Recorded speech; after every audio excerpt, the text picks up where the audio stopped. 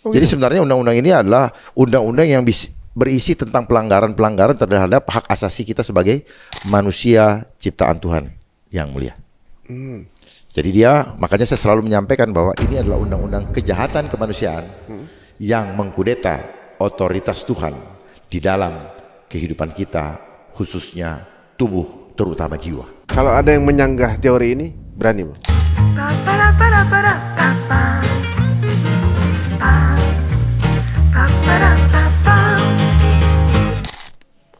Saya rasa juga mungkin banyak dari mereka yang belum baca ya. Lo bagaimana mau baca, orang ini harus jadi kok. Ini barang udah jadi dalam bahasa Inggris. Ini kerjain, terjemahkan dalam bahasa negaramu, lalu sahkan untuk persiapan berkaitan dengan WHO Pandemic Treaty nantinya. Oh, ini berarti memang rencananya bukan. Jadi rumah besarnya nanti WHO Pandemic Treaty. Baru operasionalnya pakai ini gitu. Sehingga ini sudah disiapkan, ini dicanangkan sehingga dia tidak terlambat meresponnya. Responsifnya tidak tanggapannya tidak lambat. Istilahnya udah disiapkan ya, seolah-olah kita ini responsif sekali. Oh, ada begini sudah siap ini gitu. Jadi sebenarnya senjatanya ini, campaign besarnya itu udah disiapkan dan ini toolsnya. Ini senjata disiapkan dulu, baru perangnya di campaign itu. Ya, digaungkan. Bulan Mei. Jadi nanti belum dipencet ini tombolnya. Belum. Tapi butuh aplikasi toolsnya dulu untuk bisa ngejalanin. Toolsnya dulu kan, senjatanya, ininya, apanya, segala macam. Wah, ini aturan main yang tidak ini kan piranti lunaknya kan. Softwarenya kan. Ya. Nah, masa nggak ada yang tahu sih, Bang? Masa ibaratnya kan ini kan kalau misalnya udah dibaca dan mereka paham kan nggak mungkin mudah kemudian ini tergelontor ke masyarakat kan, gitu. Apalagi banyak keluarganya juga, saudaranya yang tinggal di sini. Ya kalau mereka peduli. Coba kalau saya di situ, nggak bakal jalan ini. Masa yang duduk nggak ada yang peduli sih dari segitu banyak? Ya tanya aja, diundang aja mereka yang bikin undang-undang ini, peduli nggak? Oh, coba. Tapi ini belum pernah di challenge. Ini maksudnya buku ini belum pernah di challenge di apa sih ibaratnya kayak diforumkan gitu untuk belum. Jadi per ayatnya itu maksudnya apa? Nggak ada yang mau, dan banyak orang yang balas baca. Belum apa-apa, aduh, malas baca. Hebat kan? Membuat orang malas baca dengan bentuk aja udah malas baca. Iya sih, emang kalau segini banyak sih ya banyak kerjaan lain yang dipikir yang lebih penting gitu. Paling penting. Ini saya udah sobek-sobek, ini udah sobek-sobek, saya ini lagi. Ini Bang Dharma udah baca? Ini lihat semua, udah saya tanda-tandain semua ini. Wah, padahal Bang Dharma ini belum duduk di sana ya, tapi udah ngebaca nih. Berarti memang beliau ini peduli ya sebenarnya dengan apa yang akan terjadi ini. Misalnya nih Bang, ini udah dijalankan semua seperti udah sesuai dengan apa yang sudah ada di sini. Apa sih yang ada di masyarakat bentuknya nanti? Apa sih yang kita kehilangan apa gitu? Dan apa sih yang mungkin bisa terjadi sama masyarakat? Yang pasti kita kehilangan hak asasi kita. Kita kehilangan kebebasan. Akan terjadi pembatasan sosial seperti kemarin, tetapi lebih sistematis. Karena dikawal oleh suatu struktur yang terpadu tadi. Dan diberlakukan secara masif dengan tekanan, dengan skala besar dan tekanan yang tinggi, sehingga supaya apa? Supaya kita nggak bisa lagi berpikir, sehingga kita diharapkan menyerahkan kepada mereka. Itu sama dengan apa? Sia-sia kita hidup selama ini. Jadi Bang Dharma mungkin secara implisit ya, secara tidak langsung mengatakan ada kemungkinan pelanggaran hak asasi manusia. Implisit ya? Ada kemungkinan nggak pelanggaran hak asasi manusia dalam undang-undang ini? Bukan ada kemungkinan. Undang-undang ini adalah undang-undang dibuatnya saja sudah melanggar. Bukan prosesnya ya. Prosesnya juga sebenarnya tidak prudent. Tidak prudent karena apa? Begitu tergesa-gesa. Ini diinisiasi tahun 2022 bulan Mei. Sempat tidak terdengar kabarnya, tahu-tahu tahun 2023 bulan Maret muncul kembali. Bulan 7 disahkan oleh DPR. Langsung disahkan? Disahkan. Dan bulan 8 atau bulan 9 ditandatangani oleh Bapak Presiden. Gitu. Oh gitu. Ya, jadi undang-undang ini sendiri isinya atau mensreanya niat jahat. Jadi sebenarnya undang-undang ini adalah undang-undang yang berisi tentang pelanggaran-pelanggaran terhadap hak asasi kita sebagai manusia ciptaan Tuhan yang mulia. Jadi makanya saya selalu menyampaikan bahwa ini adalah undang-undang kejahatan kemanusiaan yang mengkudeta otoritas Tuhan di dalam kehidupan kita, khususnya tubuh, terutama jiwa. Kalau ada yang menyanggah teori ini, berani Bang? Berani aja, kenapa? Kita lihat, you yang nyanggah sekarang, jangan sampai saya challenge triliunan ketika ini terjadi, berani bayar saya. Karena saya udah lihat sekali. Enggak, misalnya ada upaya apa nih? Apa upayanya supaya gugat ke MK, gitu. Gugat ke MK. Gugat ke MK, Mahkamah Konstitusi. Namun kita tahu bahwa kepercayaan sama sekali sudah tidak ada. Walaupun kita dipaksa-paksa, ya kan masih ada orang lain yang baik. Tapi faktanya orang baik, tapi kalau tidak berani menyatakan kebenaran sama aja bohong. Banyak orang-orang baik, pemikiran idealis, keberanian mengambil risiko, itu yang kita tidak pernah dapatkan. Karena mereka mementingkan kepentingan dirinya, keluarganya, dan dirinya, keluarganya, dan kelompoknya. Atau mungkin malas untuk punya masalah. Ya, of course kan. Dengan gitu kan, otomatis itu kan selfish. Ya. Berarti tidak amanah dong.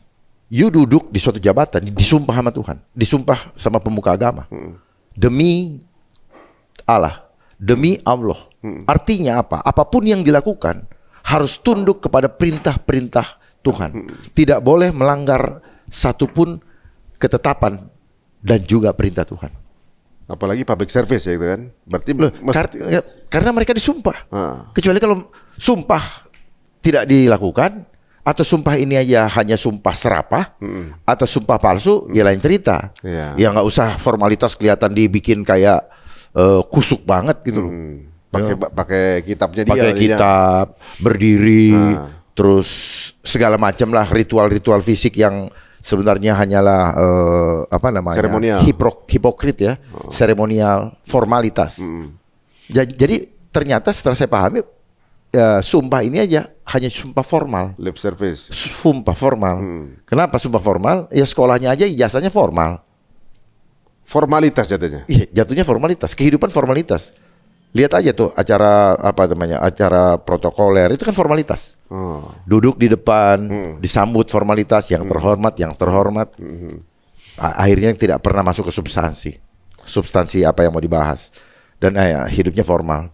Jadi yang penting terlihat batunya, terlihat di hadapan publik, kelihatannya baik, ya kan? Tapi what's hidden nggak ketahuan gitu. Oh ya, itu yang diciptakan oleh sistem, terbentuk karena kehidupan ini mereka berusaha untuk menyembunyikan modus operandi. Itulah kenapa tadi bilang kan biasa ada yang pro dan kontra, biasa antara yang mau mempertahankan kebenaran dan yang tidak mau kebenarannya terungkap. Makanya dibilang ada modus operandi. Opera itu apa? Opera, drama. Motif daripada dramanya. Drama daripada motif kenapa dia melakukan kejahatan itu. Itu makanya terjadi pro dan kontra. Yang buat siapa? Ya mereka juga. Yang the ruling system of this world. Sampai di sini paham nggak? Paham. Kalau nggak paham, tolong saya diulik. Tapi begini. Berarti mereka sudah disumpah, sudah semestinya menjalankan atau juga mungkin lebih kritis untuk hal-hal seperti ini ibaratnya kan? Enggak, kalau bisa lebih kritis bukan wajib, harus. Iya, maksudnya ketika ada penyangkalan akan sesuatu yang kemudian dilarikan kepada meja mereka untuk memberikan sebuah keputusan, ya mereka harus kulik dong sebenarnya kan? Semuanya mana yang kira-kira melanggar sumpah dia, mana yang ini kan rakyat berarti bos dia nih kan? Iya. Untuk kemudian bos saya ini ada. Ternyata itu cuma retorika, Pak. Rakyat menjadi bos retorika. Supaya orang halusinasi. Jadi sebenarnya yang halu bukan kita. Orang yang disodorin mimpi-mimpi palsu. Dan sebentar lagi akan semakin marak namanya imajinasi palsu. Yaitu penggunaan vision reality. Sampai Virtual. ke situ. Ntar dulu. Nah, ke situ ya, ke situ ya. Menarik juga nih guys. Jadi kalau pakai pemakaian VR segala macam itu ada bagian dari sistem. Tapi nanti kita tahan dulu. Misalnya udah sampai ke MK. Tadi kan ke MK nih. Ya. Ke MK. Kira-kira apa yang mesti dilakukan oleh MK akhirnya supaya kemudian ini nggak kemudian bisa atau perlu dikaji ulang mungkin atau juga mungkin di cancel dulu atau gimana? Apa yang mesti dilakukan oleh MK? Ya memang tidak semudah membalik tangan ya. Karena undang-undang ini jadi karena ada kekuatan besar dunia yang mendanai pembuatan undang-undang ini. Sehingga undang-undang ini dapat terselesaikan dalam waktu yang sesingkat-singkatnya. Ya proklamasi dong. Iya dong. Undang-undang ini kan mau membatalkan NKRI dan masa sampai NKRI? oh iya, membatalkan NKRI dan membatalkan NKRI dan menghancurkan NKRI dan membatalkan proklamasi kebangsaan. Di part mananya? Di part mananya yang menunjukkan itu? Kalau membatalkan NKRI? Sekarang kita baca di alinea kedua dan keempat. Di sini nggak ada. Di sini nggak ada. Alinea pertama, alinea kedua di dalam pembukaan Undang-Undang Dasar 45. Merdeka, bersatu, berdaulat, adil dan makmur. Bagaimana dengan ini? Merdeka. Ya, boro-boro merdeka. Boro-boro bersatu. Ini kan maksudnya mengatur, bukan berarti membelenggu kemerdekaan gitu. Yang dimaksud di sini. Mengatur kan artinya membelenggu. Tapi kan ini sudah melampaui beyond, melampaui batas. Batas dari mengatur. Daripada mengatur. Dia sudah mau mengatur kehidupan yang haknya Tuhan. Dan itu hak asasi. Padahal itu juga kebutuhan dia dan keluarga dia. Dia mengatakan ini apa? Jiwa. Jangan jiwanya yang buat ini pun belum tentu benar. Makanya kan rame, boleh dicek kejiwaannya ini. Benar nggak? Jiwanya jiwa yang takut sama Allah atau bukan takut sama Allah? Kalau bicara jiwa itu bicara ke sana. Mungkin yang takut dengan sistem. Ya, mereka yang harusnya terkena dengan undang-undang ini, bukan kita. Iya, benar-benar. Orang yang punya kesadaran tinggi tidak masuk dalam kesehatan jiwa, Pak. Justru yang buat ini yang harusnya dicek kejiwaannya. Merdeka, berdaulat, adil dan merdeka bersatu. Merdeka tidak bersatu sudah diacak-acak dengan konsep politik adu domba. Merdeka bersatu, berdaulat, adil dan berdaulat pasti tidak. Apalagi adil dan makmur. Yang pertama aja enggak kok. Yang keempat, belum lagi tujuannya. Bagaimana tujuan ini tercapai? Semakin lama kita semakin jauh dari cita-cita dan tujuan proklamasi. Tujuannya apa? Melindungi segenap bangsa. Dan segenap tumpah darah. Melindungi enggak? Bukan melindungi. Ini maksudnya melindungi kan dibuat ini. Bagi apa yang pembuatnya ini pasti kan dia buat melindungi mereka berbuat seenak-enaknya sama kita. Ya. Memajukan kesejahteraan umum. Yang ada ekonomi hancur. Rakyat tidak bisa beraktivitas lagi. Di mana-mana pertanian sudah dikuasai oleh mereka. Ya. Karena mereka punya uang, mereka beli. Mereka ini. Sehingga rakyat tidak punya ruang untuk mendapatkan kebutuhan hidup yang layak. Ya. Terus yang ketiga adalah mencerdaskan kehidupan bangsa. Bukan cerdas intelektual sebenarnya yang terpenting. Apa itu? Kecerdasan spiritual. Dan itu dilupakan. Itulah yang membuat kita melihat bagaimana bangsa ini berkembang semakin tidak beradab. Karena itu dilupakan. Padahal spiritual itulah yang membuat manusia punya etika, adab, moral, dan adab. Adab itu menjadi perilaku. Makanya ini adalah revolusi peradaban. Wah, jauh juga ya berarti. Wah, jauh. Dia mau di-scrap semua dengan Omnibus Law supaya no left behind. Tapi kalau nggak sesuai dengan undang-undang dan juga Pancasila, semestinya sudah ada yang komplain dong ini. Ya, sekarang saya sudah berteriak di mana-mana, nggak ada yang peduli. Kenapa? Karena keberanian mengambil risiko yang tidak ada. Jangan berharap dari mereka-mereka yang sedang diberikan kursi yang empuk. Karena kursi empuk membuat dia lupa berdiri. Kalau perlu bayar kembali untuk tetap mendapatkan kursi yang empuk. Kalau perlu ganti dengan kursi yang baru, yang punya teknologi sampai bisa pijit-pijit. Oh, jadi pelayanan paripurna ya? Ya kan ada yang sambil duduk itu yang di kakinya kan, pijit-pijit, iya ada di sini. Ada tuh ya? Iya kan ada kan dijual di. Ada itu ada. Maksudnya ketika menjalankan tugas ada juga tuh mereka Ya kan kalau ada duit kan semua bisa dibeli. Bos. Siap. Nah setelah MK kemudian mempelajari, kalau yang jujur mestinya apa yang dilakuin? Kalau yang jujur, kalau tiba-tiba misalnya nih orang hakim di MK atau hakim agung di MK atau yang di pembuat undang-undangnya? Bukan, maksudnya semestinya ketika ini kemudian kita objection. Larinya kemana katanya? Ke MK. Oke, di MK. Semestinya MK yang sesuai, yang ideal, mesti apa yang dilakukan sampai akhirnya ini kemudian mengamankan masyarakat. Ini kan sebagai sebenarnya Bang Dharma ini tindakan sayang kepada rakyat, ya kan? Sangat. Ini rasa sayang kepada bangsa sebenarnya. Ini membuktikan bukan kepentingan saya, kepedulian beliau kan. Bukan gitu. Kepentingan saya. Ini pasti ada resikonya juga kan gitu kan. Ibaratnya dengan mengutarakan ini pasti ada yang nggak sepaham kan gitu ya. Dan ini bukan berarti tanpa resiko beliau melakukan ini. Dan karena ada second opinion. Dan ini untuk untuk kebaikan teman-teman semua gitu ibaratnya. Nah misalnya masuk ke MK. Idealnya apa yang mesti dilakukan supaya ini kemudian perlu dikaji ulang? Pasal-pasal yang berbahaya. Pasal-pasal yang mengeliminir hak asasi manusia. Ya, yang paling mendasar. Untuk bisa memilih jalan hidupnya, menerima atau menolak, itu harus dihapus. Di mana contohnya? Di pasal 4. Undang-undang ini adalah undang-undang kematian. Yang benar sampai ke situ. Buktikan sama saya. Maksudnya mengatur hidup dan mati? Mengatur boleh hidup dan harus mati. Parah. Loh, boleh di benar. Ya, orang mungkin bilang ini nanti lihat. Ya. Ini halaman 9.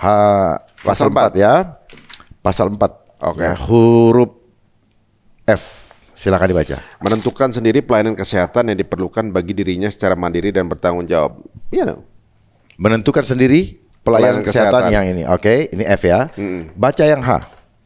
Menerima atau menolak sebagian atau seluruh tindakan pertolongan yang diberikan padanya setelah menerima dan memahami informasi mengenai tindakan tersebut secara lengkap. Jadi boleh ini malah. Benar, bagus kan? Ini kan hak asasi nih. Sip. Oke. Itu aja dulu 2. Nah, sekarang baca di ayat kedua huruf ayat kedua dan ketiga. Ya. Hak secara mandiri sebagaimana pelan-pelan. Hak secara mandiri sebagaimana dimaksud pada ayat 1 huruf F, dikecualikan untuk pelayanan kesehatan yang diperlukan dalam keadaan gawat darurat dan atau penanggulangan KLB atau wabah. Dia sudah membuat kriteria nih, dalam keadaan gawat darurat dan atau bisa sendiri-sendiri atau bisa bersama-sama. Penanggulangan KLB dan atau wabah. Jadi artinya dia membatalkan kembali yang di atas tadi. Mengecualikan ya berarti ya. Tidak berlaku. Kalau dikecualikan artinya tidak berlaku. Gitu. Kalau keadaan tidak boleh tidak boleh mandiri. Makanya kenapa sekarang lihat di koran-koran, lihat di media, sebelum itu diresmikan saya udah bilang, mereka sedang membangun begitu banyak rumah sakit. Mereka sedang menyiapkan begitu banyak lulusan kedokteran. Lihat pidato salah satu calon capres bahwa Indonesia membutuhkan 140.000 saya dengar dokter. Untuk apa? Untuk apa?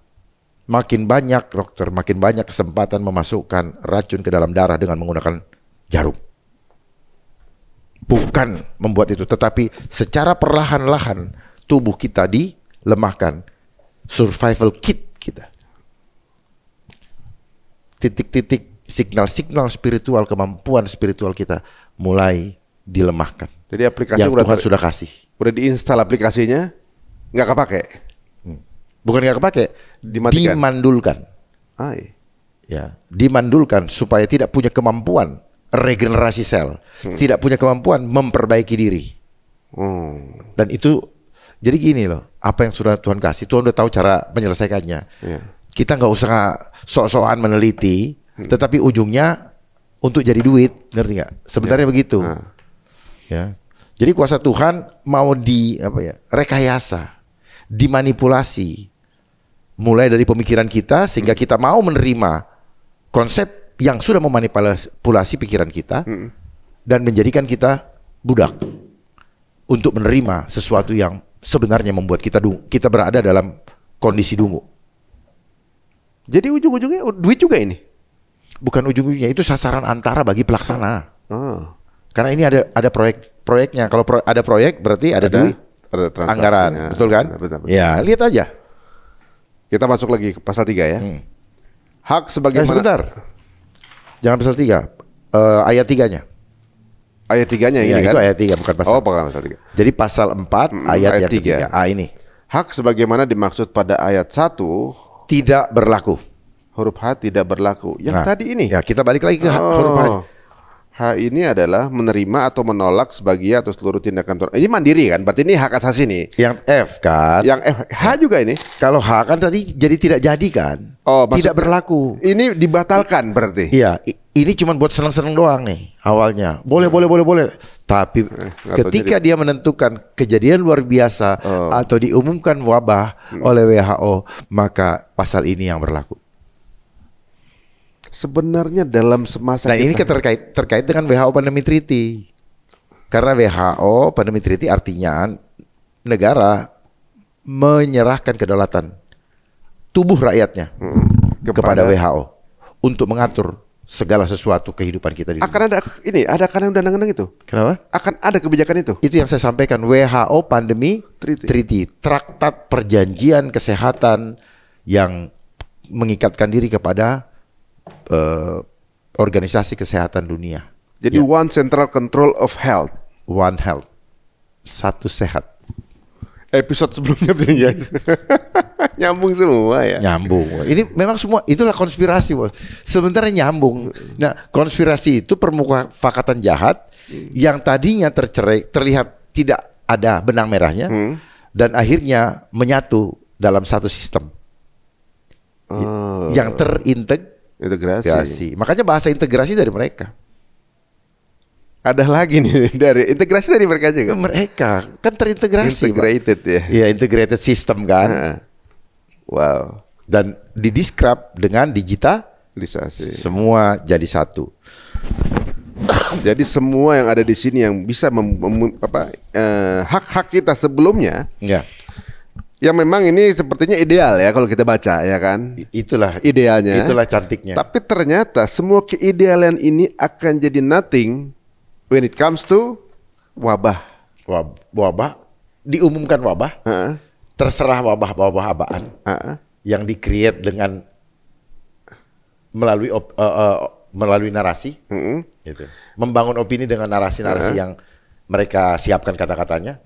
Makanya kan kalau mereka mau, ya, biar mereka dengar nih. Kalau mereka mau bikin narasi, libatkan saya, pasti kalian aman.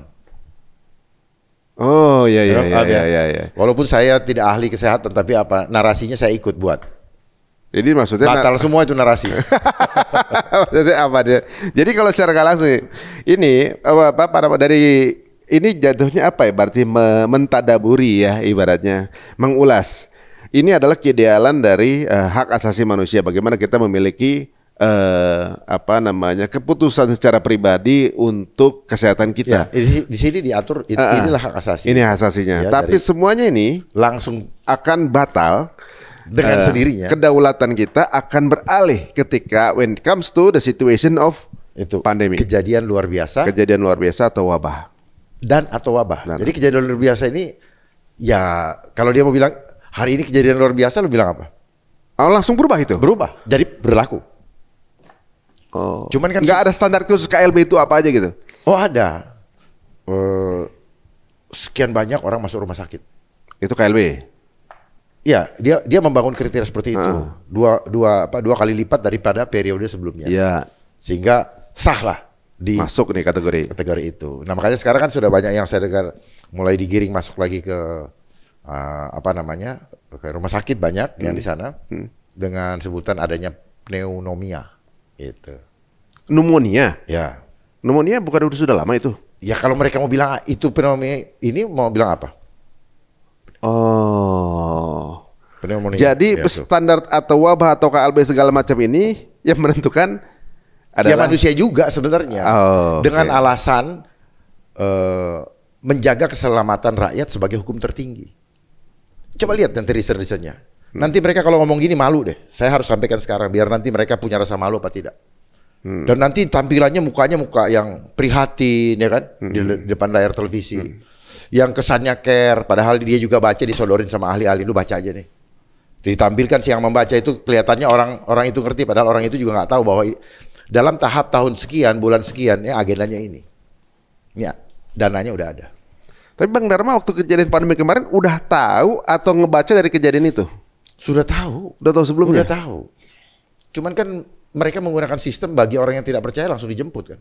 Memang sih, banyak kan yang bicara hilang udah. Iya. Tujuannya kan memang seperti itu, membungkam kebenaran dengan takut-takutin orang kan gitu. Gitu. Berarti Bang Dharma nggak ini dong, nggak apa vaksin? Kok baru bertanya sekarang sih? Enggak kan itu 3 kali, berarti Bang Dharma nggak bisa kemana-mana dong? Ya saya kan udah bilang, saya terima resikonya. Life is choice. And the choice is in your hand. Oh iya. Jadi memilih nggak bisa kemana-mana. Ya, karena itu keputusan iman. Lakukanlah setiap keputusan hidupmu menjadi keputusan imanmu.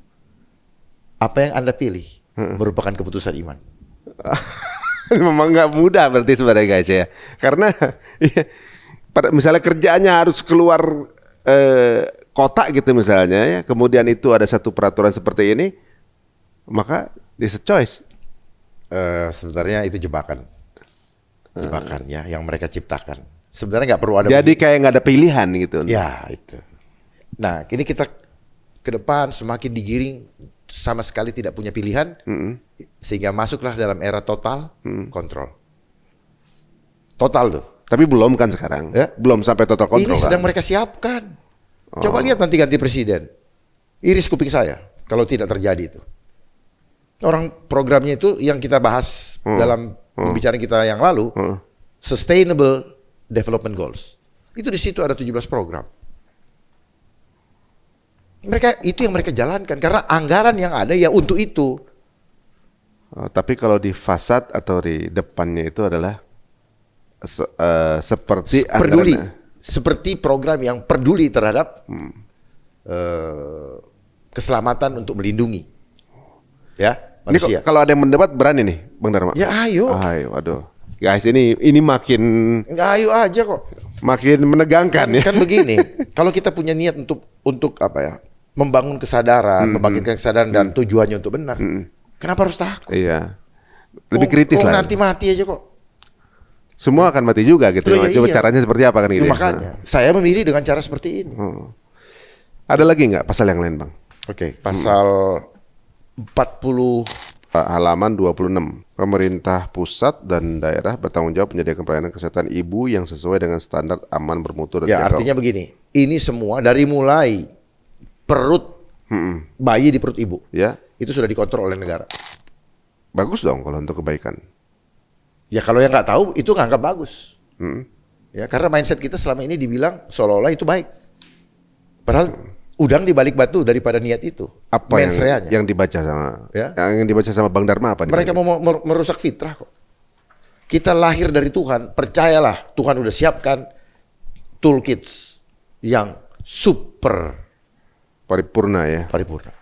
Cuman manusia mulai dikilik-kilik gimana jadi duit, gimana keluar anggaran dan sebagainya, buatlah program-program itu.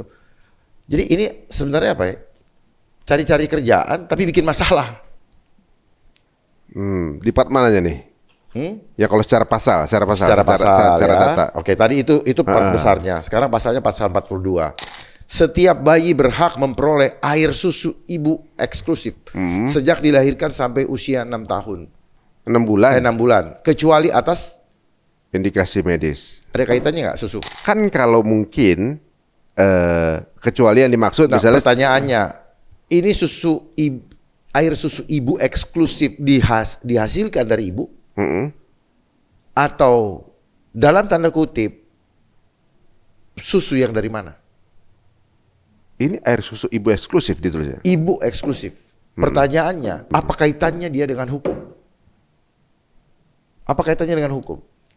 Sehingga banyak terus bagaimana standar jumlahnya? Kan banyak orang-orang yang ibu-ibu yang tidak mudah mengeluarkan air susu, betul ya. Terus nanti dia ini sendiri sampai ada baru ada. Ya, kondisi khusus lah. Ya. Artinya apa? Kalau orang tidak begitu, apa yang diterima? Susu apa? Susu formula. Ya, formula yang kita kenal kan. Terus kalau itu dicap susu eksklusif untuk bayi gimana? Dan isinya apa? Karena sebenarnya alam sudah menyediakan, ada alternatif lain, ya, dengan santan, apa? Nabati. Ya, nabati, ya, air kelapa, susu kelapa, susu santan kelapa, itu kan bisa, karena dia punya partikel itu sesuai dengan. Jadi maksudnya bahwa part ini sebenarnya adalah sebuah kontrol hak prerogatif masing-masing tanpa harus diatur di aturan gitu kan? Nggak perlu diatur. Itu kan cuma permainan ini aja, mindset seolah-olah melindungi, tapi dari awal dia sudah merusak supaya kita nanti mengontrol dari mulai lahir berarti ini. Iya, supaya kita dengan alasan teknologi, ada teknologi, alasan peduli supaya nantinya cerdas, yang ada yang ada kayak robot. Kalau ini kan sekarang ada pola begini nih, Bang. Kalau baru lahir, kan banyak suntikan tuh. Banyak suntikan tuh kan? Iya. Di zaman dahulu ya, di zaman ya pokoknya sebelum kita jauh lah gitu. Itu mereka lahir nggak pakai suntikan. Maksudnya ketika lahir tanpa ada suntikan ini, suntikan itu, itu sehat-sehat aja. Ada yang jadi sultan, ada yang jadi pokoknya ya dulu zaman Nabi, zaman sultan, nggak ada tuh pola lahir disuntik dulu, disuntik anak, suntik ini, suntik itu segala macam. Apakah ini mirip dengan itu? Mirip apa aja? Berarti gini, sekarang polanya setiap anak bayi lahir harus ada suntikan berbagai suntikan, kalau nggak anaknya sakit nanti kan gitu kan? Kalau enggak, menurut siapa? Ya yang terpola gini, kalau misalnya nggak disuntik ini, nanti gedenya akan begini. Itu namanya propaganda.